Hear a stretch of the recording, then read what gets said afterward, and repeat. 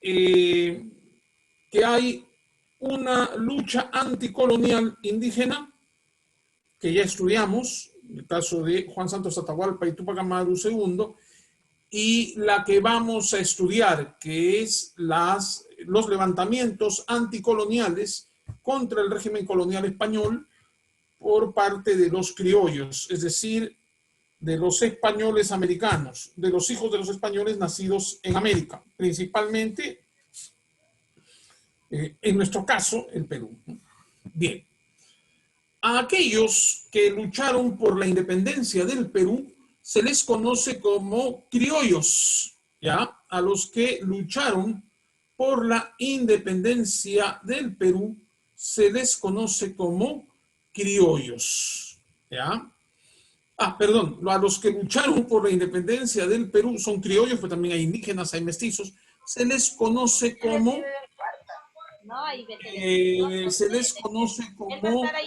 precursores. A ver, ¿alguien, por favor? ¿Alguien estaba diciendo algo?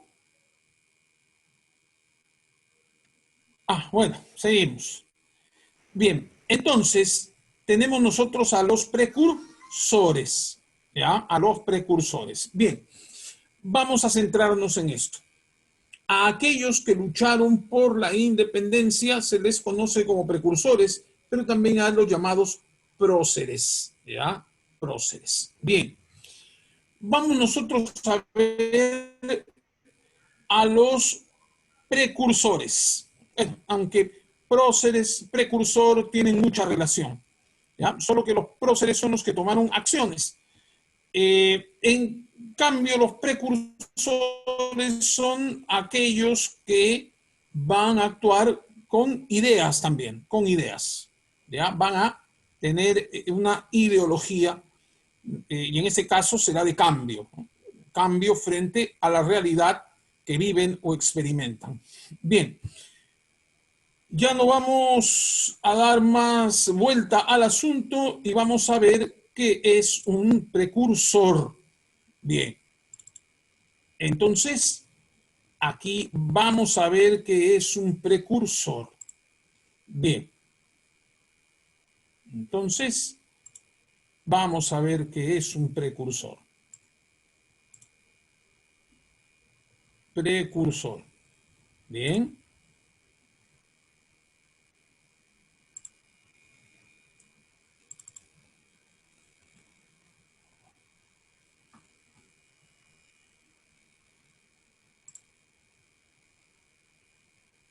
Muy bien, entonces ahí tenemos. Ya, vamos a ver lo que es un precursor.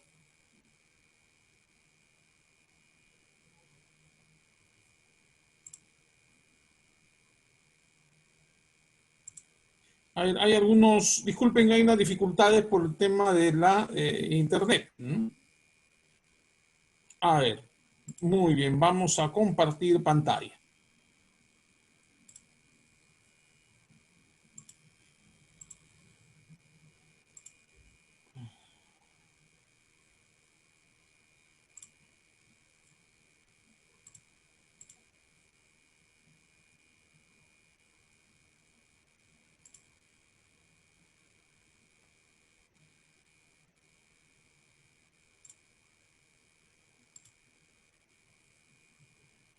Disculpen, tengo que confesar que hay algunos niños pensaban en que se podían hacer reformas, es decir, cambios sustanciales sin dejar de ser una colonia de España.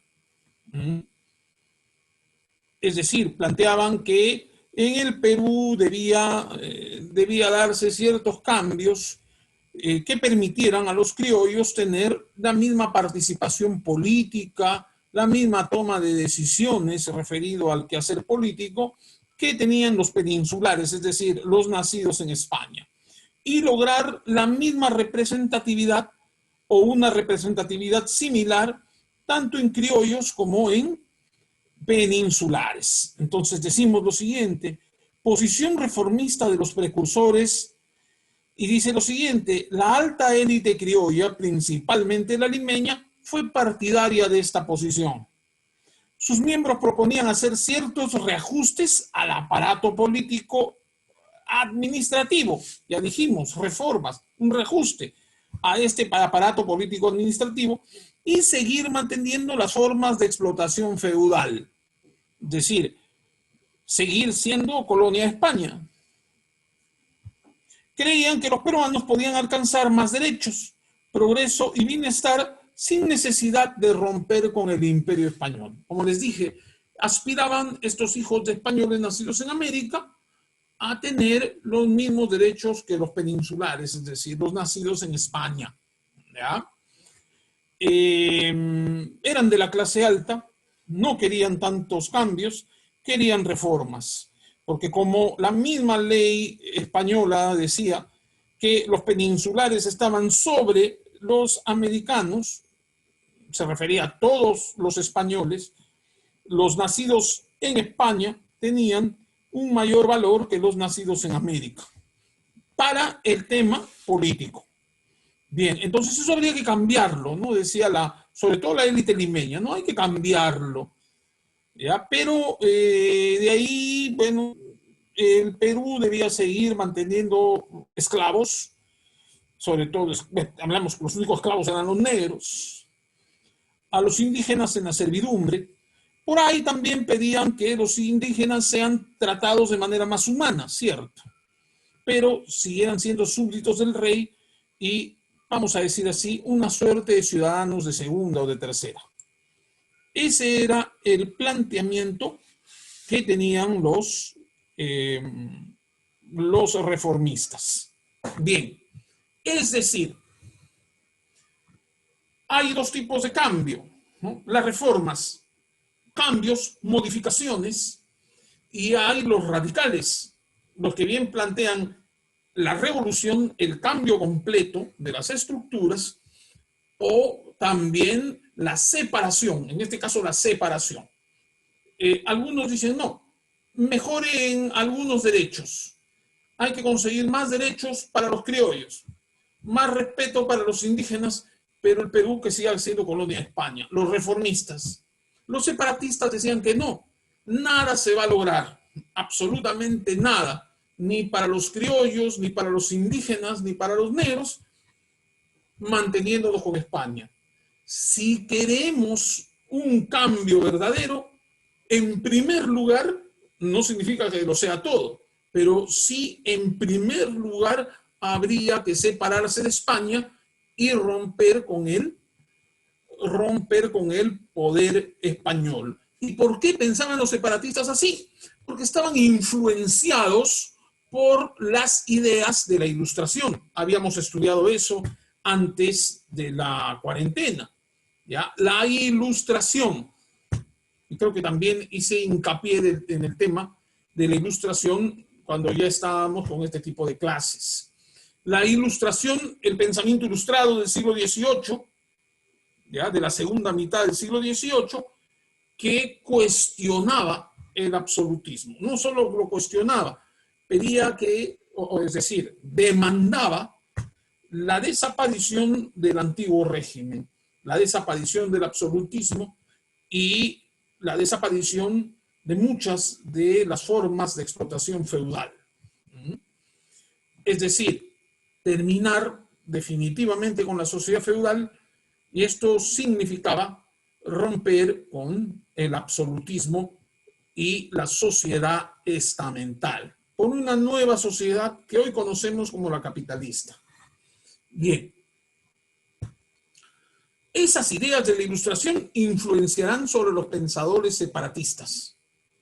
Lo hicieron en Estados Unidos, un Benjamin Franklin, un George Washington, un Thomas Jefferson, un Alva Edison, pensaban que no había otra solución que separarse de el Imperio Británico. Pongo el caso de Estados Unidos, separarse del Imperio Británico. ¿Y cuál era la única forma? La vía violenta, una suerte de lucha armada contra el Imperio Británico. Y así los norteamericanos consiguieron su independencia. Eso mismo se planteó con las colonias españolas en América. ¿Quiénes? Los criollos americanos. Bien. Y esa es la postura de los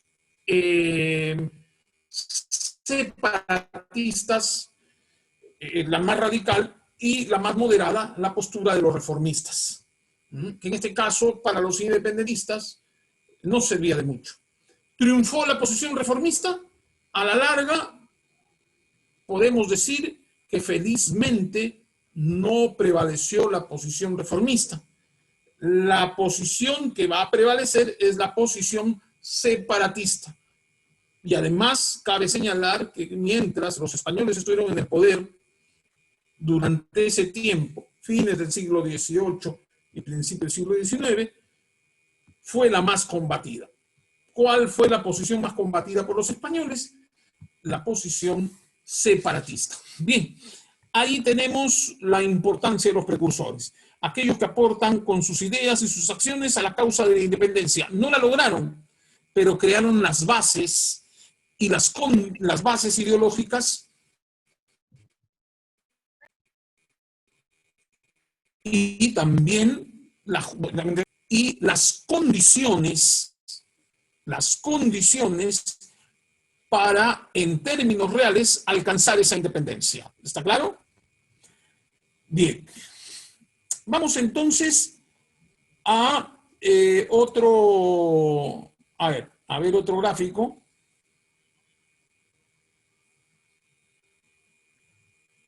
Disculpen un poco, pero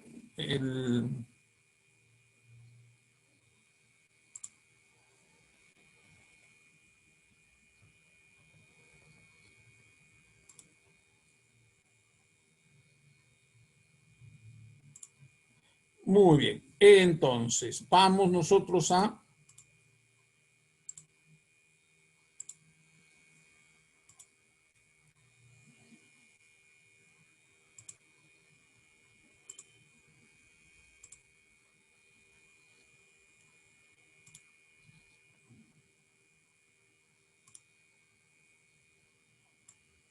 muy bien. Ahora sí, vamos a ver nosotros la otra parte, ¿ya?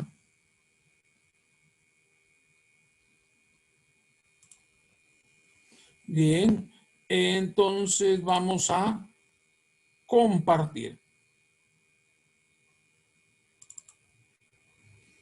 Ahora sí, ¿cuál es la posición separatista de los precursores? ¿Cuál es la posición separatista de los precursores? Dice, es la expresión ideológica de los criollos no ricos del Perú, formada por comerciantes, artesanos, funcionarios de segundo nivel, profesionales liberales. No gozaban de privilegios comerciales ni habían accedido a los puestos de control de la burocracia colonial. Y acá sí es importantísimo señalar algo.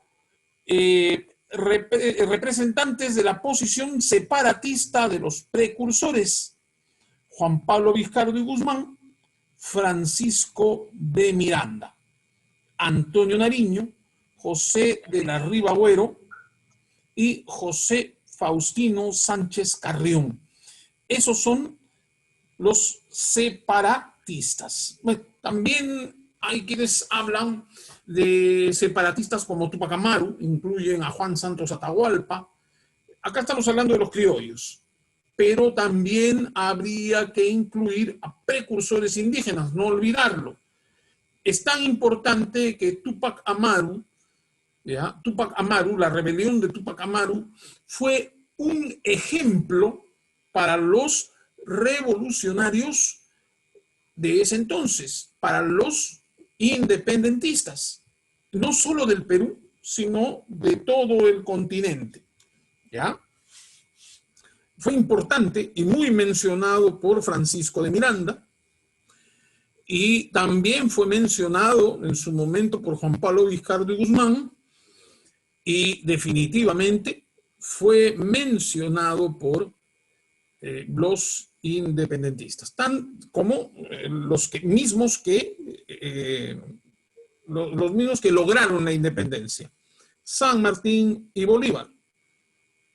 Bolívar y San Martín mencionaban a Túpac Amaru y en síntesis podemos decir que su ejemplo fue muy importante. No se puede hablar de la independencia sin hablar del hito que marca la revolución de Túpac Amaru. ¿Mm?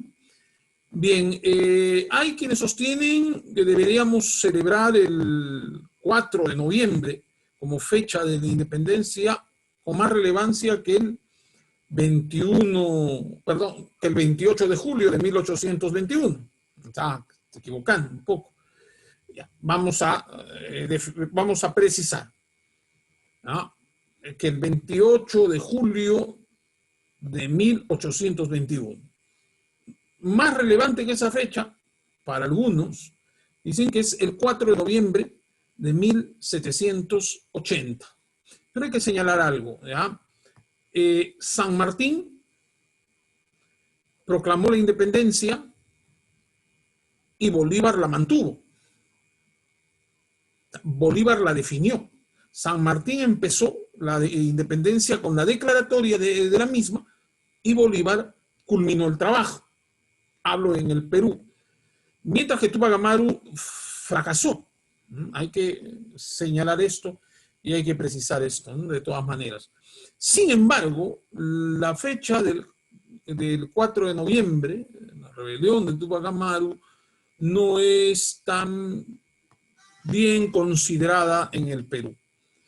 ¿Por qué? Bueno, el nombre de Túpac Amaru no solamente estuvo presente en la, vamos a decir, no solamente estuvo presente en los tiempos de la independencia. Es decir, el ejemplo de Túpac Amaru no solo fue importante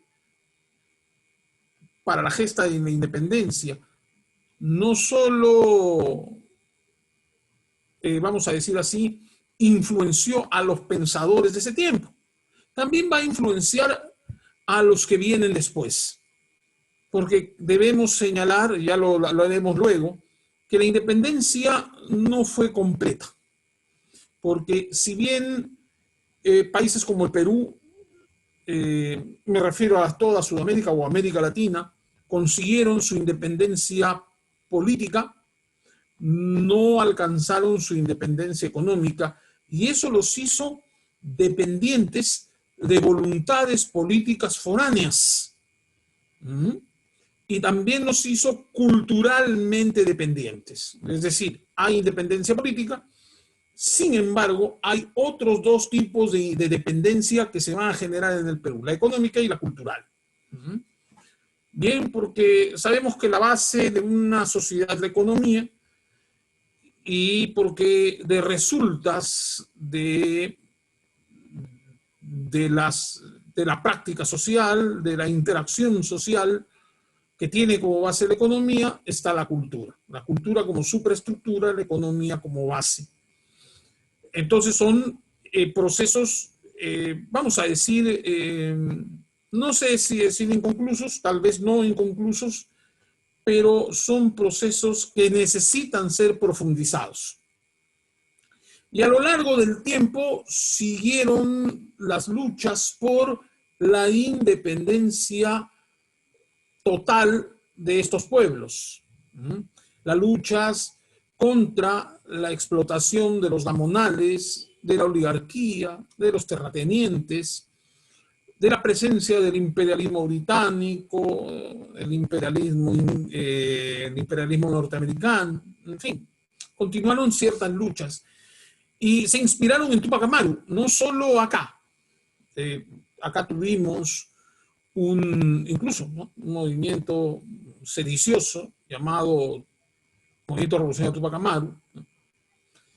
Es una cosa distinta a la gesta de Túpac Amaru, sí, pero tomaron el nombre de este precursor para sus acciones.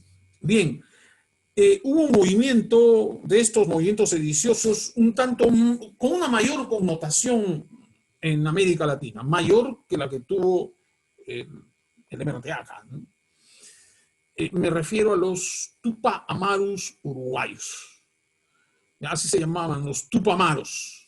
Los Tupamaros uruguayos. Miren, imagínense, lejos, Uruguay es un país que está al otro lado del continente, está en pleno Atlántico, nosotros estamos en pleno Pacífico, y hubo un movimiento llamado los Tupamaros del Uruguay. Célebres por una situación, célebres por un hecho. Los Tupamaros uruguayos surgen durante un régimen autoritario y un régimen que impuso un sistema económico, o en tal caso, un modelo económico usurero y de explotación laboral. Y además de autoritarismo político y su consiguiente represión. Bueno, gobernaba Bordaberry, si mal no recuerdo, no, está bien, sí, no mal recuerdo. En efecto, gobernaba el Uruguay el dictador Bordaberry. Bien. Los Tupamaros uruguayos saben de la presencia, bueno, no solo, ya era consabida, ya era muy difundida en ese tiempo, que el jefe de la CIA para la América Latina, Dan Mitrione, llegaba a Montevideo, la capital de Uruguay, y los Tupamaros uruguayos lo asesinan. Tiene un carácter de magnicidio. Imagínense ustedes que un alto funcionario de los servicios de inteligencia de Estados Unidos, un alto funcionario de los servicios de inteligencia estadounidenses, termine muerto por un atentado. La represión fue brutal, terrible, pero imagínense hasta dónde llega el nombre este de Tupac Amaru. Hay aún mucho que decir al respecto porque a diferencia del resto de independentistas, Tupac Amaru arrastró una ola revolucionaria que va a durar más tiempo. ¿Ya? Bien, pero ese fue Tupac Amaru, ¿no? Vamos a hablar también de otros, ¿ya? De ese tiempo. Bien, vamos a hacer hincapié justamente en la posición de los separatistas. Separatistas quiere decir separar. Eran aquellos que querían separarse de España, no más con España. Vamos a independizarnos y vamos, bajo el principio de autodeterminación de los pueblos, a declarar nuestra independencia y a gobernarnos nosotros mismos, dijeron los criollos de esa época. Mientras que las rebeliones indígenas no tenían ese alcance programático. Lo malo de las rebeliones indígenas es que eran localistas, tenían un carácter foquista y simplemente luchaban con la idea, que no se llegó a plasmar, de expulsar a los españoles. O sea, pensaban que la expulsión de los españoles lo era todo. Bueno, en realidad el objetivo de los criollos era lo mismo, pero no tenían o en un caso la mayoría de ellas, salvo la de Tupac Amaru, carecía de un programa. Carecía de un programa en el que se integren otros sectores de América Latina, mestizos, negros, en fin. Ante todo, digámosle que las rebeliones indígenas eran la respuesta al maltrato, la respuesta a la opresión, ¿ya? Pero no había un programa político, es decir, ¿qué haríamos? ¿Cómo haríamos para sacar a los españoles y qué haríamos después para que podamos gobernar?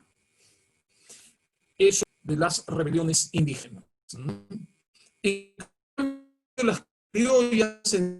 los criollos entendieron, cuando dije criollos me refería a las rebeliones, los criollos entendieron poco a poco que era necesario plantear un programa político, era necesario basarse en principios ideológicos y también era necesario fundamentarlo para poderlo conseguir. Bueno, no solo está el principio ideológico, también está el aspecto político, económico, que arrastra lo ideológico. Es decir, los criollos, a partir de su enriquecimiento ideológico, es decir, de nutrirse de ideas, llegaron a la conclusión que el movimiento debería ser continental y ya no foquista y ya no localista, sino debería ser continental. Esa era la forma como podían sacar a los españoles, porque cuando lo intentaron no duraron mucho tiempo, porque el imperio era vasto, grande, y podía coger fuerzas de cualquier sitio y reprimir esa revuelta. Estos no, ya fueron dándose cuenta que era necesario un movimiento de otro carácter, de una mayor connotación. Vamos entonces con los ideólogos, ¿ya? Bien, vamos con los ideólogos.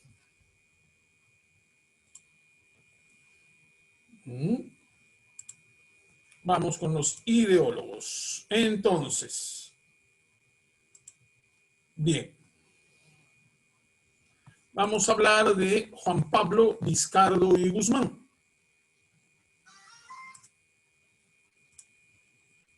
Muy bien, de Juan Pablo Viscardo y Guzmán.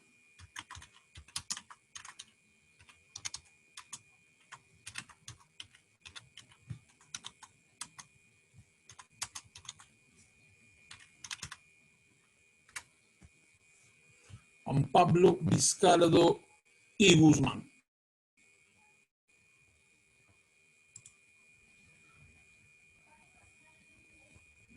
Bien, entonces vamos a ver cuán importante es este señor para la independencia del Perú.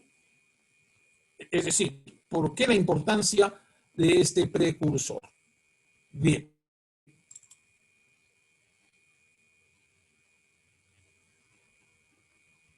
Vamos a ver por qué la importancia de este precursor. También tenemos otro, como Francisco de Miranda, Antonio Nariño, etc. Bien. Vamos a ver entonces.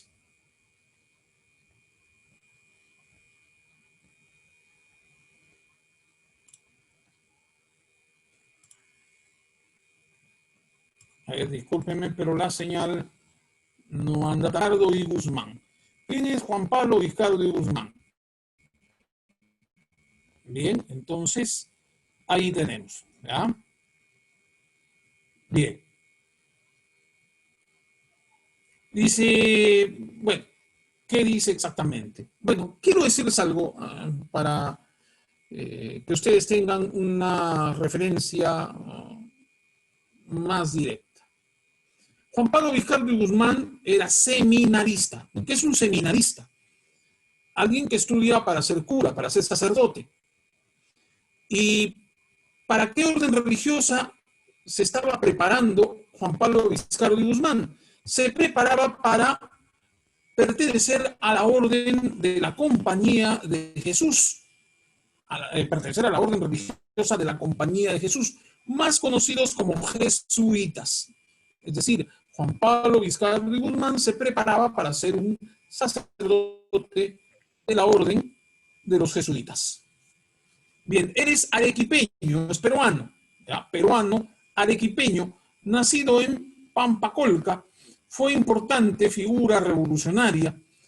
Se le expulsó del Perú cuando realizaba estudios en el Cusco.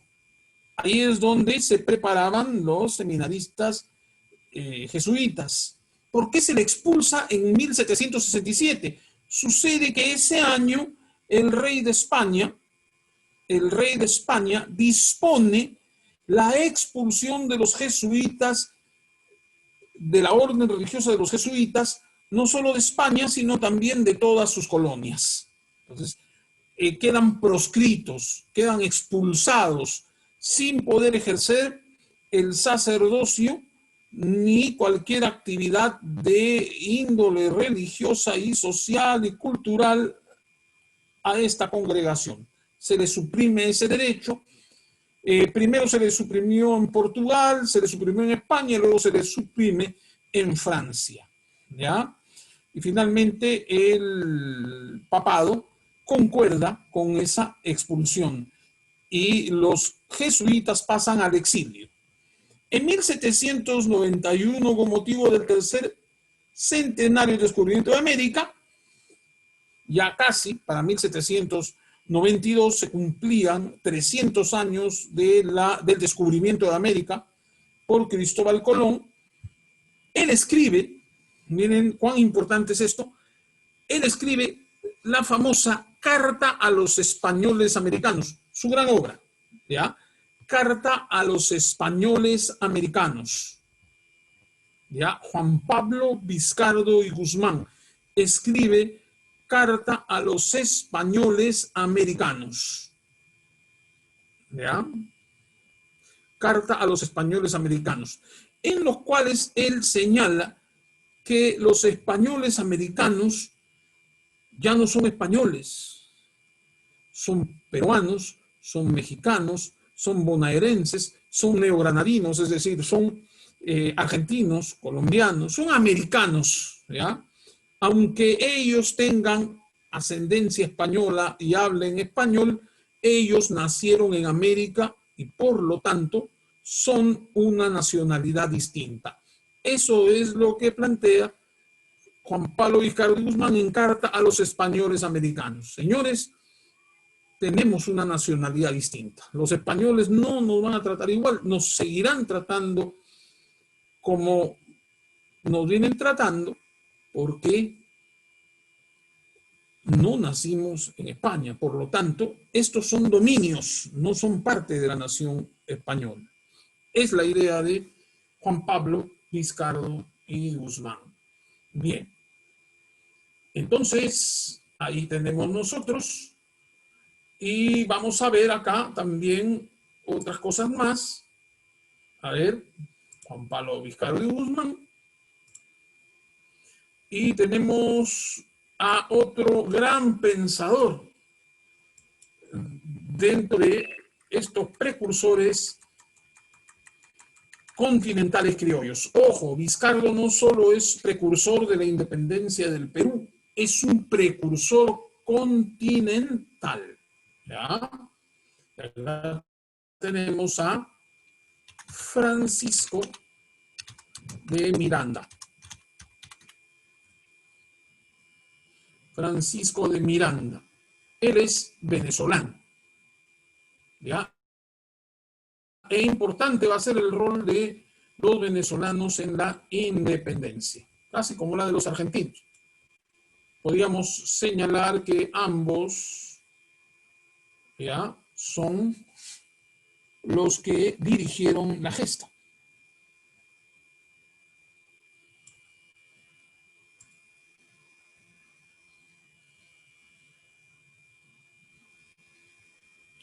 Vamos a ver ahí.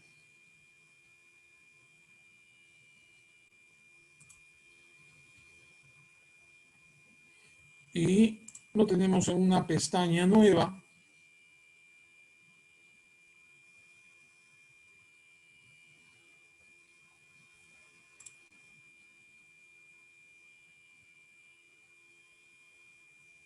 Bien.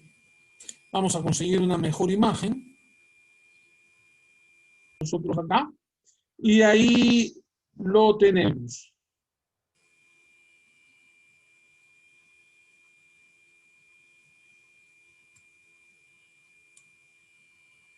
Vamos compartiendo pantalla. Y ahí está. Ahí lo tienen. Francisco de Miranda, venezolano, nacido en Caracas. Él va a ser creador de la Gran Logia Americana, donde estuvieron San Martín y Bolívar. ¿Ya? La Gran Logia Americana se funda en Londres y a ella van a participar San Martín y Bolívar. ¿Ya? San Martín y Bolívar. Bien.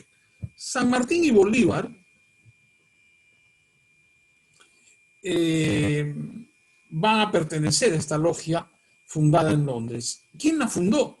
Francisco de Miranda, ¿ya? Nacido un 28 de marzo de 1750, ¿ya?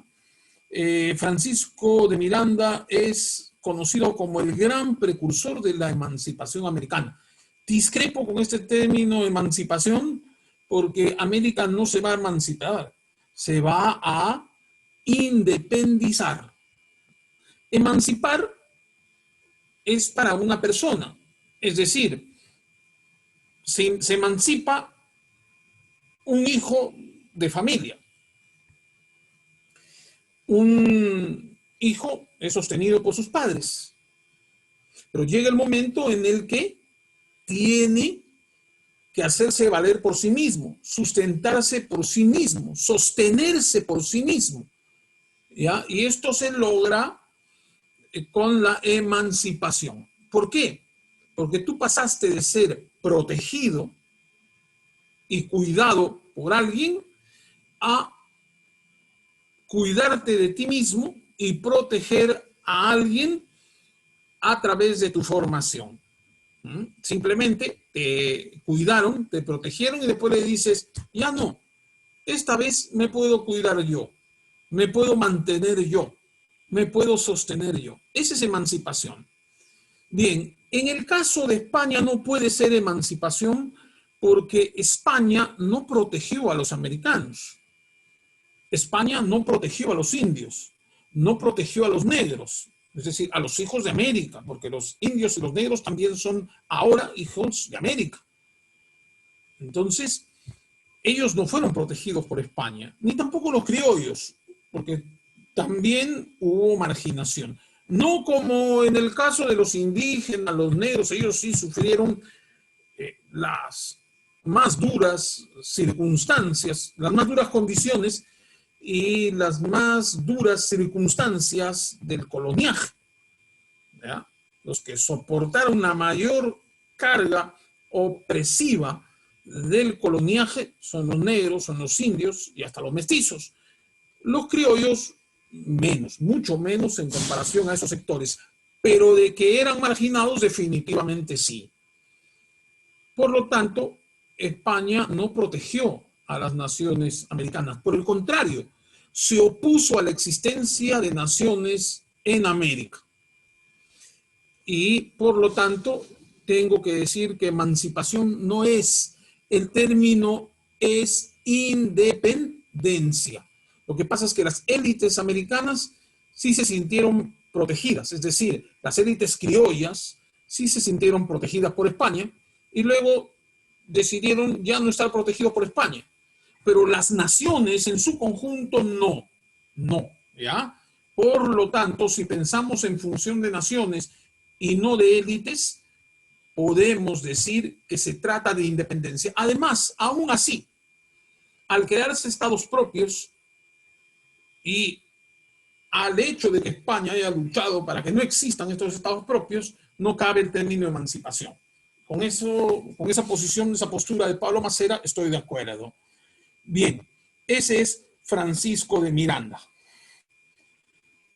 Bien, entonces vamos a ver a un reformista, a un pensador reformista.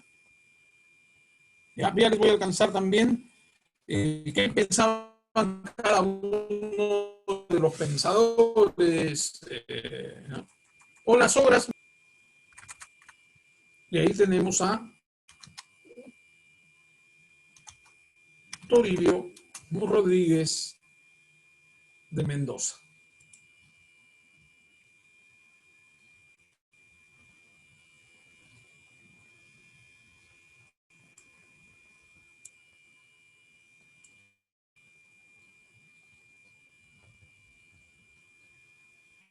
Vamos a ver a Toribio Rodríguez de Mendoza. Bien.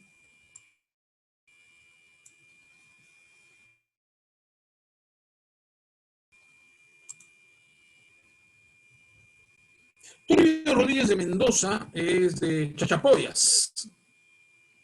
Ya también está José Baquijano y Carrillo. Bien. Aunque un Hipólito Unanue, un José Baquijano y Carrillo, un Ribagüero eran criollos limeños, en el caso de Hipólito Unanue no, pero eran criollos adinerados. Toribio Rodríguez de Mendoza no lo era. Toribio Rodríguez de Mendoza también era sacerdote, y acá estamos viendo a un seminarista y a un sacerdote como ideólogos de la independencia. Bueno, por lo menos a uno reformista y el otro separatista. El seminarista jesuita se hizo un ideólogo separatista. En cambio, Toribio Rodríguez de Mendoza no lo va a hacer de esa manera. Ya, vamos a ver el caso de Toribio Rodríguez de Mendoza.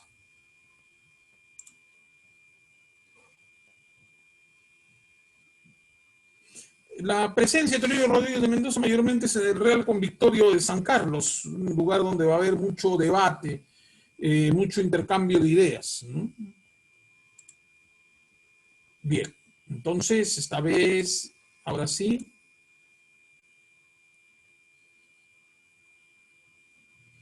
Ahora sí vamos a ver.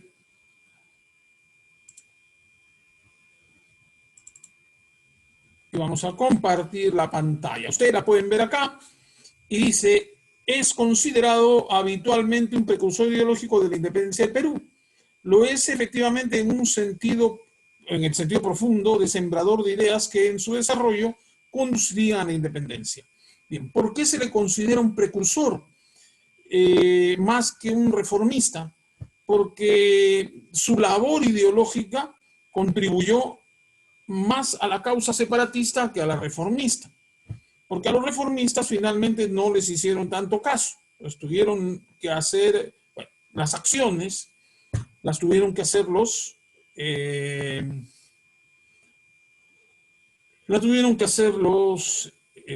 criollos separatistas. En este caso no quedaba otra realmente. Dice, es considerado habitualmente un precursor ideológico de la independencia del Perú. Y es efectivamente él, en el sentido más profundo, sembrador de las ideas de independencia. Es decir, si él no luchó por una independencia, pero el hecho de que generara las polémicas, los debates, los diálogos, las discusiones en el Real Convictorio de San Carlos, eh, fue un paso a esas ideas ilustradas y a esas ideas de independencia. ¿Ya? Toribio Rodríguez de Mendoza, chachapoyano, sacerdote, clase media. Muy bien. ¿Hasta aquí alguna pregunta? A ver, por favor, ¿hasta aquí alguna pregunta? No, no, profesor. Ya, muy bien. Hay algunos datos más que les voy a alcanzar tal vez mañana o el sábado, referido a los precursores, pequeños nomás, y ahí con esto terminamos el tema. Muchas gracias y nos vemos hasta la próxima semana.